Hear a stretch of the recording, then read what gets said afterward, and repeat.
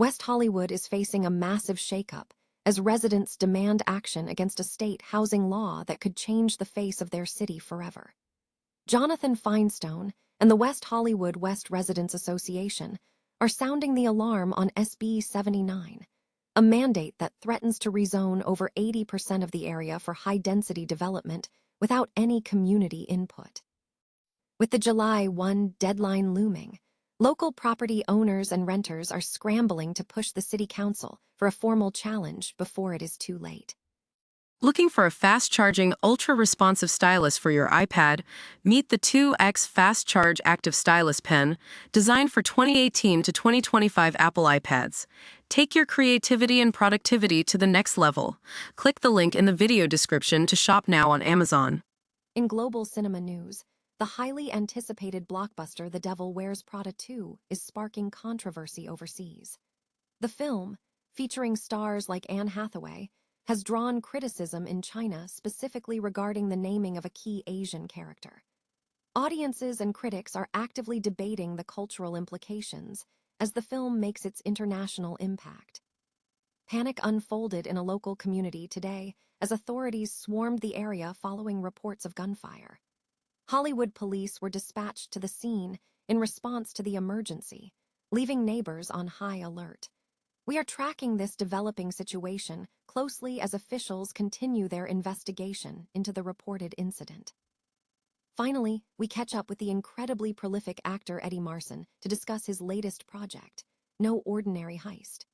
After 3 decades of iconic roles, Marsan stars in this gripping true-story thriller about the massive 2004 Northern Bank robbery, offering a masterclass in his approach to character and craft. Don't forget to hit that like button, subscribe to the channel, and ring the bell so you never miss another update. Imagine waking up on July 1st to find that the very neighborhood you call home, your street, your sunlight, your sense of community, has been permanently transformed, and you never even got a seat at the table. That is the nightmare scenario currently unfolding in West Hollywood. Recently, a rooftop deck in the heart of the city was packed with fed-up residents. From renters to homeowners, people from every corner of WeHo, West Hollywood West, the Norma Triangle, the North, and beyond, gathered in a state of collective outrage. Why? Because of a state law known as SB 79, which is set to trigger high-density rezoning across a staggering 83% of the city. And the most chilling part, it's all happening based on transit stations that don't even exist yet, and might not for another 2 or 3 decades. Jonathan Feinstone, president of the West Hollywood West Residents Association, didn't mince words. He called this a full-scale citywide crisis. Under SB 79, developers can bypass local planning hurdles to build massive 8 to 11-story structures where 1 or 2-story homes have stood for a century. We're talking about buildings with minimal parking and practically zero community input. To put that in perspective, look at the project at 946-948 North Hayworth. Once a modest fourplex, it's now the template for a towering future that threatens to permanently block the light and character of the surrounding blocks. It feels less like progress and more like a systematic erasure of the neighborhoods we know. Perhaps the most infuriating element isn't just the law itself, but the response, or total lack thereof, from City Hall. Residents are calling out a massive bait and switch. When asked about these developments, some council members have claimed their hands are tied by state law, but critics argue that's a convenient lie. They point to a recent meeting where a proposal to simply discuss a strategy against SB 79 was voted down without debate. Meanwhile, residents report seeing officials scrolling social media while they beg for help at the microphone. It's a bitter irony for a city that built its identity on tenant protections and local rights, only to seemingly abandon those principles in favor of a top-down, developer-friendly takeover. There is, however, a glimmer of legal hope. Some are arguing that the specific transit stations being used to trigger this law don't actually qualify under the letter of the statute. But that requires a city council willing to stand up, litigate, and fight for their constituents, a backbone that residents say they haven't seen yet. So what happens next? With 3 council seats up for grabs in November, the clock is ticking. Residents are being urged to show up, fill the chambers, and make their opposition to this redlining of their neighborhoods impossible to ignore. If you live in a city you love, do you let the future happen to you, or do you fight for the right to shape it? Let us know what you think in the comments below, and don't forget to subscribe for more updates on the fight for our neighborhoods. We'll see you at the next council meeting. Ever wonder how a simple name choice in a Hollywood sequel could spark a massive cultural firestorm? It turns out, even the glitzy world of The Devil Wears Prada 2 isn't immune to the complexities of global representation. The film's latest trailer has sent waves of debate through Chinese social media, specifically centered on the character played by Helen Shen. While fans are buzzing about the return of Anne Hathaway, many are digging into the specific naming conventions used for the Asian characters, questioning whether Hollywood is actually listening or just playing it safe. It is a classic case of why cultural nuance matters. When big-budget films cross borders, every detail, especially a character's name, becomes a lens through which authenticity is judged. On the other hand, it is fascinating to see such a high-profile blockbuster trigger these kinds of grounded, necessary conversations about representation in 2025. Meanwhile, the industry back in China is having its own moment, with top directors gathering in Beijing to mark 120 years of Chinese cinema, a reminder that while Hollywood navigates its PR hurdles, a historic film culture is busy celebrating its own massive milestone.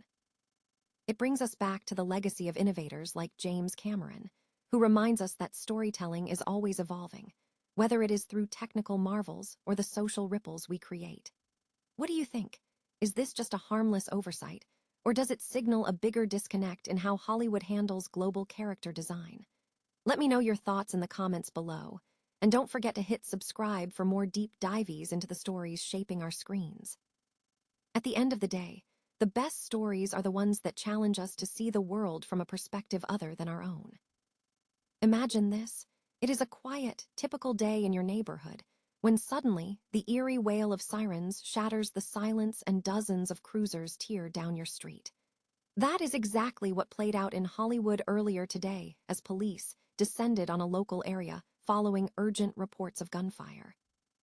Now, whenever we hear about heavy law enforcement activity like this, it is easy to assume the worst, but it is a sobering reminder of how quickly a peaceful afternoon can turn into a high-stakes crime scene.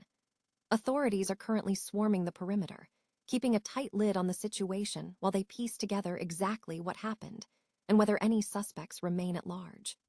We are keeping a close eye on the developing situation as more details trickle in from the ground.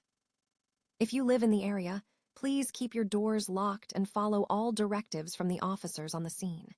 If you found this update helpful, hit that like button and subscribe to stay informed on breaking news in your community. When safety is on the line, every second counts, and being informed is your first line of defense. Does Eddie Marsan have more than 24 hours in his day?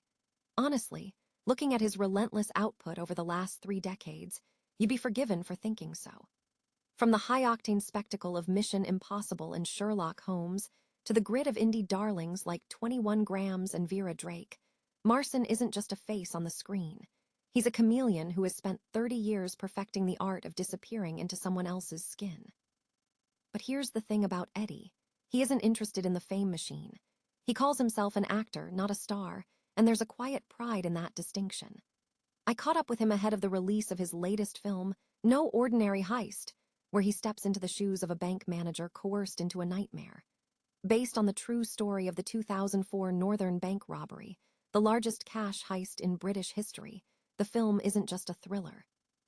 It's a masterclass in tension and human stakes. Marsan's secret? He doesn't play villains or heroes. He plays unhappy people in search of happiness. When I asked him about his process, especially that razor-sharp Northern Irish accent he pulled off, he laughed and admitted he's happy to sound like an idiot on set until he gets it right. That's the humility you rarely see from veteran performers. For Marsan, acting isn't about ego, it's an exercise in empathy.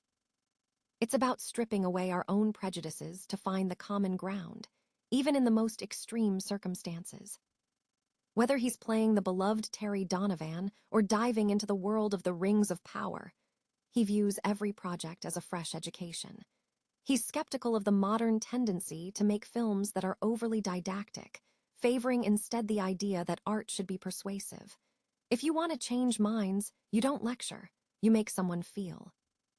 No Ordinary Heist hits theaters this Friday, and it's a brilliant reminder of why we need stories that challenge our perspectives without telling us what to think. Eddie Marsan reminds us that while we may never truly know who we are, we can at least spend a lifetime exploring who we might become. Do you think modern cinema is losing its nuance in favor of political messaging, or is it just evolving? Drop a comment below and let's get into it. And make sure to catch No Ordinary Heist in theaters starting April 24th.